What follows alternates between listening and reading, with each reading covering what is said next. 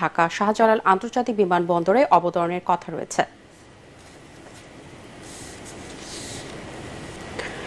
অন্তর্বর্তী সরকার জনগণের আস্থা হারাতে শুরু করেছে বলে মন্তব্য করেছেন গণ অধিকার পরিষদের সভাপতি নুরুল হক নূর। এটিএন বাংলার বিতর্ক প্রতিযোগিতায় তিনি বলেন, দ্রব্যমূল্য নিয়ন্ত্রণ সহ জন আকাঙ্ক্ষা পূরণে সফল হয়নি বর্তমান সরকার। সংকট নিরসনে দ্রুত রাজনৈতিক দলগুলোর সমন্বয়ে জাতীয় সরকার গঠনেরও দাবি তার।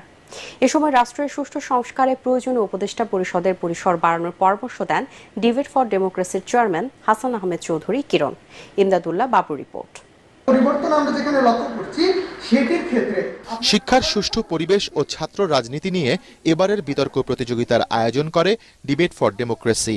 এতে লেজুর বৃত্তির ছাত্র রাজনীতি বন্ধের পক্ষে বিপক্ষে যুক্তিতর্ক উপস্থাপন করেন বিতার্কিকরা। বাস্তবিক অর্থে যদি ছাত্র রাজনীতির কথা বলি, সেই ক্ষেত্রে আমরা সবসময় দেখেছি শুধু ঘুম, লুটপাট এবং ত্রাসের রাজনীতি।